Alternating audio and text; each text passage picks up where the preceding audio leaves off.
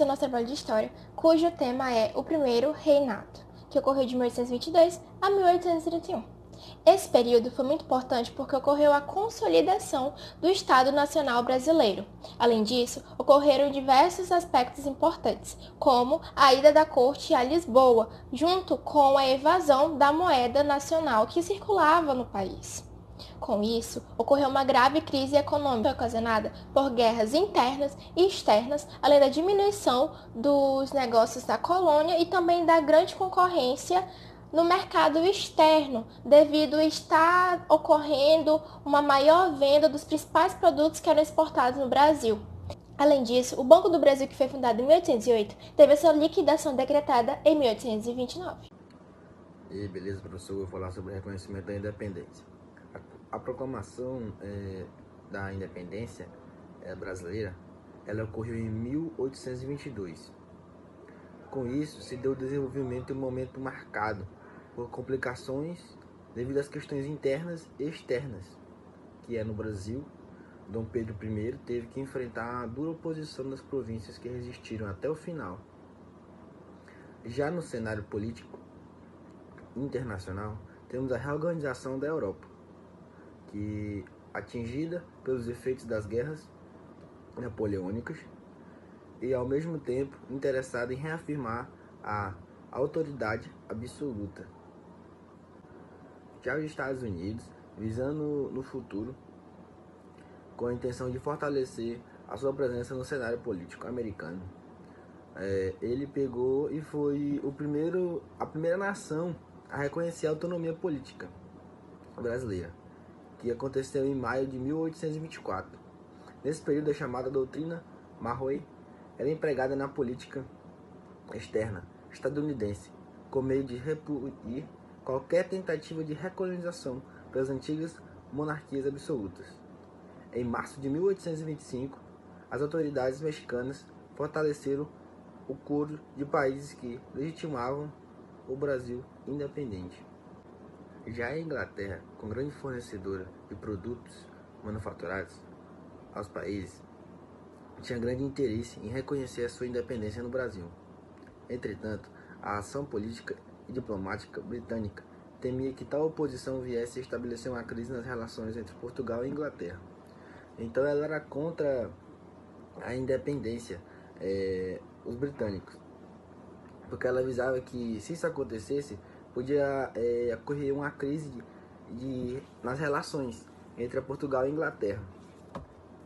De tal modo, os britânicos se organizaram a fim de intermediar um acordo de reconhecimento entre a autoridade portuguesa e brasileira.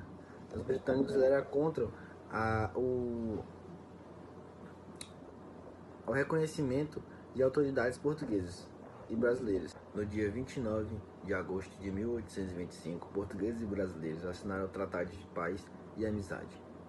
Segundo o acordo firmado, o governo português reconhecia a independência do Brasil, a partir do pagamento de uma indenização no valor de 2 milhões de libras esterlinas. Com o passar do tempo, a Inglaterra e outras nações do mundo tomaram frente no reconhecimento da independência do Brasil. Para os britânicos, a intermediação nesse acordo acabou garantindo as taxas alfandegárias já praticadas pelos tratados de 1810. Além disso, os britânicos exigiram que o Brasil se comprometesse a acabar com a escravidão até o ano de 1830. Tal medida acabou não sendo cumprida, já que tal ação prejudicava o interesse das elites nacionais. Isso aí foi um pouco sobre o reconhecimento da independência. Bom dia, meu nome é Joelson e eu vou falar um pouco sobre a aceitação interna da independência no Brasil. Bem, 3 estados foram contra a independência no Brasil, e eles foram Piauí, Maranhão e a Bahia. Eu vou começar falando sobre o Piauí. O Piauí, ele teve diversas manifestações contra a independência e mantiveram-se fiel a Portugal, até que chegaram as tropas de Fidé, que foram insuficientes para garantir o domínio português na província. Agora eu vou falar um pouco sobre Maranhão. Maranhão, ele permaneceu fiel também a Portugal, só que a chegada do esquadrão de Lord Cochrane determinou a rendição das autoridades locais na província, sem grande resistência, sem grande revolução. As autoridades locais, obviamente, eram o exército português. Na Bahia, a província onde ocorreu a maior resistência da proclamação à República, porque ela era a sede do governo geral das ações portuguesas na tentativa de independência. Por quê? A sede geral era onde se localizava o maior exército do Brasil, no caso de Portugal. Ele se protegia muito bem porque era a maior quantidade de soldados na região. Agora eu vou falar um pouco sobre o Pará. O Pará foi a favor da independência, porém a população fizeram grandes revoltas violentas para melhores condições de vida na região. Com a independência, eles achavam que ia ter melhores condições de vida, e isso pode ter sido possível, porém, com a Revolução, não iria ajudar muito, né? E por último, eu vou falar sobre a Cisplatina. A Cisplatina, ela foi diferente de todas as outras regiões e províncias, porque ela não queria só a independência de Portugal, mas também como a independência do Brasil. Queria se distanciar de todos e queria ser um país próprio, só dela. Porém, não foi possível, e assim, ao longo do governo de Dom Pedro I, as lutas continuaram na região. Bom, esse foi meu assunto. Muito obrigado a todos. Eu vou falar um pouco sobre o reconhecimento internacional. Para que a nova nação tivesse condições de estruturar economicamente, é necessário não somente a aceitação interna, mas também o reconhecimento externo de sua independência. A primeira nação a fazê-lo foram os Estados Unidos, em 1824, onde o presidente norte-americano havia lançado a política externa com o fim de apoiar as nações americanas que pretendessem se tornar independentes, afastando assim a influência das potências europeias. Tal política teve como lema América para os americanos. Desde o princípio, o Brasil buscava o reconhecimento por parte de Portugal, o que tornaria mais fácil o reconhecimento entre as duas nações, principalmente europeias. E para que Portugal reconhecesse a autonomia do Brasil, teve papel destacado da diplomacia inglesa. Eles interessados em solucionar o impasse entre as duas nações, porque tinha interesses comerciais e econômicos entre ambos. A intermediação inglesa foi determinante para que, em agosto de 1825, Portugal reconhecesse a independência do Brasil. Em troca, receberia uma indenização de 2 milhões de libras. E Dom João VI poderia continuar adotando o título de imperador do Brasil. Desde atuar como mediador entre Portugal e Brasil, apenas em 1827 a própria Inglaterra reconheceu a independência do Brasil, e ainda assim consolidando algumas exigências. A principal delas foi a manutenção das cláusulas dos tratados de aliança, amizade, comércio e navegação de 1810. Assim, o Brasil concedia privilégios alfandegários à Inglaterra e mantinha-se como área dependente da economia britânica. A renovação do tratado de 1810 se mostra extremamente prejudicial à economia brasileira por décadas, pois causou baixa arrecadação alfandegária e desestimulou o desenvolvimento das manufaturas locais. Olá, vou dar a introdução agora ao tema Assembleia Nacional Constituinte. Bem, no dia 3 de maio de 1823, foi instalada a Assembleia Nacional Constituinte.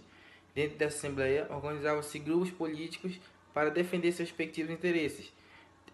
Dentro desses grupos tinham os brasileiros moderados, que eram liderados pelos irmãos Andrada. Eles defendiam a centralização em 3 poderes: poder legislativo, poder executivo e poder judiciário. E também tínhamos os democratas, que eles defendiam o federalismo, ou seja, o fortalecimento da província. Levantavam a bandeira da abolição da escravatura e a implantação do regime republicano. E tinha também os portugueses, que eram aqueles caras ali que eram comerciantes portugueses, ou eram funcionários da coroa, ou então eram militares, né? Eles queriam ali o poder total do pessoal de Portugal, porque assim eles iam ter mais influência, né? Os portugueses eram muito influentes na época, e eles sendo portugueses deviam dar apoio, né, aos portugueses, que os portugueses no poder eles também teriam uma influência. E esses grupos eles só defendiam interesses próprios, né? O imperador sabia disso, então ele não gostava muito desses 3, mas ele se identificava com alguns. Então, em setembro de 1823, Antônio Carlos de Andrade apresentou um projeto constitucional, que foi apelidado de Constituição da Mandioca. Por que esse nome? porque para você votar você tinha que ter 150 alqueires de mandiocas plantados, né? Que isso significava que você era rico. E esse voto ele nem era direto, ele era um voto indireto, ou seja, você além de ter os 150 hectares de mandioca, escolhia uma pessoa, escolhia um representante para votar no deputado. O voto não era direto, você votava numa pessoa que ia votar no deputado. Já na noite de 11 de novembro, que foi conhecido como Noite da Agonia, o imperador mandou dissolver a Assembleia. Como foi feito isso? Ali onde estava tendo a reunião, ele mandou o exército cercar ali o prédio onde estava tendo a reunião, e então eles entraram e prenderam todos os deputados brasileiros. Os deputados achando que o exército estava ali, né? Os deputados acharam que era uma revolta portuguesa contra os brasileiros, que ele já estava meio com raiva ali do pessoal do grupo do Andrada, né? Porque os Andradas eram os Bonifácios, na verdade, eles eram donos de um jornal e criticavam muito o imperador. Então o imperador ficou meio que com raiva dos brasileiros ali e queria armar para cima deles. Os brasileiros já sabendo disso ficaram revoltados e o imperador mandou prender todo mundo e foi assim que foi dissolvida a Assembleia Nacional Constituinte e logo depois foi instalada aí a Constituição de... Bom, nessa parte do vídeo eu vou estar falando sobre a Constituição de 1824. A Constituição outorgada pelo Conselho do Imperador, ela não diferia em linhas gerais da Constituição da Mandioca. Manteve-se, por exemplo, o voto indireto e censitário. Porém, passou-se a utilizar o dinheiro como determinação da renda do indivíduo, e não a quantidade de alqueires de mandioca como no anteprojeto. Pela Constituição de 1824, foi adotado o termo império para se referir ao Brasil, o que se justificou pela extensão territorial. Ao assumir o título de imperador, com mais prestígio do que rei, Dom Pedro ele se aproximou da figura de Napoleão Bonaparte, cujo governo ele se caracterizou pelo forte apoio popular e pela extensão de seus domínios. Por ela, o Brasil se instituiria numa monarquia hereditária, constitucional e representativa. Haveria 4 poderes: o executivo, exercido pelo imperador e seus ministros; o legislativo, exercido pela Câmara e pelo Senado; o judiciário, que precisaria ser reorganizado, pois a nação não carecia de uma estrutura judiciária; e o moderador, que era exercido pelo imperador e por um conselho de Estado. Vale lembrar que esse último poder, o moderador, ele foi criado por Dom Pedro I e era a chave de todo o sistema, uma vez que, por meio dele, o imperador ele poderia interferir em todos os demais poderes.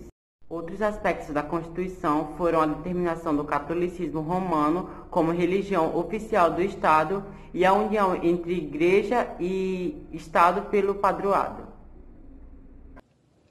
Oi, professor, eu sou a Isabelle, como você já sabe, e eu e a Larissa vamos finalizar o trabalho falando sobre a abdicação.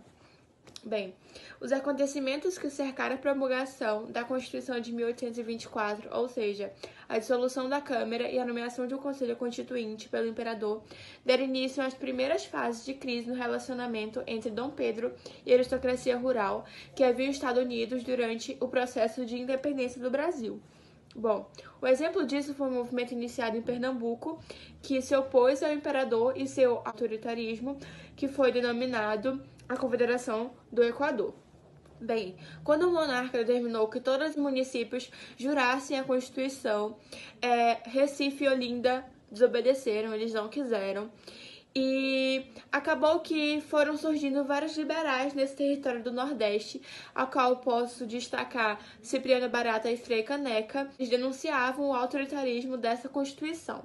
Bom, ao ter essa autoridade contestada, o imperador ele substituiu Paz de Andrade por Francisco de Paz Barreto e deu ordens para sufocar qualquer movimentação que se opôsse ao que estava na Constituição e às vontades dele. Bom, os liberais republicanos então proclamaram a Confederação do Equador em julho de 1824. Os liberais republicanos de Pernambuco proclamaram então a Confederação do Equador. E esse movimento ele se expandiu tanto que ele chegou nas províncias da Paraíba, Rio Grande do Norte e do Ceará. Bem, essa repressão desencadeada contra os líderes da Revolução, ela foi implacável e acabou aniquilando praticamente todos os líderes, na verdade. Destacou-se o caso de Frei Caneca, que foi condenado à forca, mas ele teve sua sentença modificada para fuzilamento porque não se encontrou ninguém que aceitasse executar a sentença de enforcamento.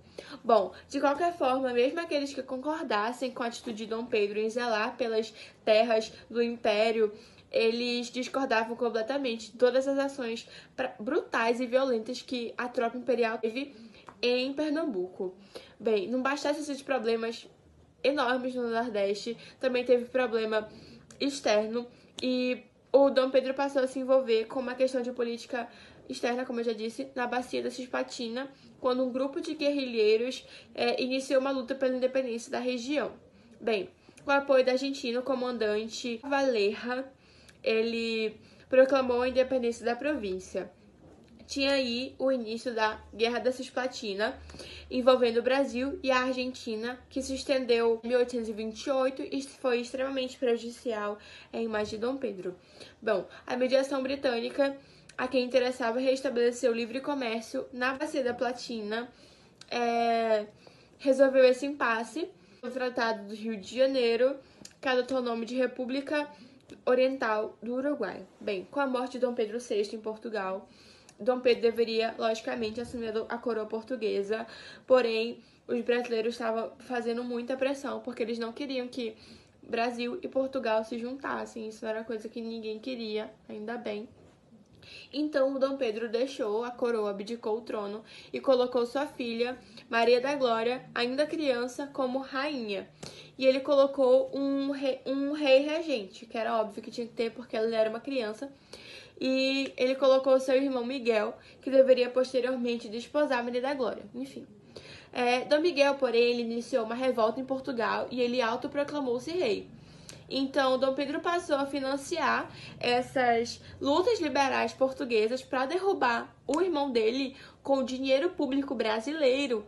E, mais uma vez, o imperador foi alvo de duras críticas na Câmara dos Deputados, na elite brasileira e também da população em geral. Era óbvio, ele estava usando o dinheiro dos nossos cofres públicos para resolver uma questão em Portugal, sendo que aqui já estava maior bagunça. Então, era óbvio que Dom Pedro ele não sabia gerar muito bem ordem no Brasil e também fora, né? Em Portugal. Então, foi isso. A minha parte e a Larissa vai continuar explicando. Então, dando continuidade ao que a Isabela estava falando sobre a abdicação, a partir de 1828, a situação política do imperador tornou-se ainda mais crítica devido à eleição de uma maioria liberal na Câmara, que era oposição ao seu governo. Também, denúncias de que seu secretário particular e sua amante estavam envolvidos em assuntos políticos contribuiu para que sujasse ainda mais a imagem do imperador. Além do mais, a falência do Banco do Brasil, o aumento da inflação e dos preços gerou ainda mais revolta entre a população. E inspirada nos processos de lutas que derrubaram o absolutista Carlos X em 1830, a imprensa passou a atacar mais duramente o governo de Dom Pedro.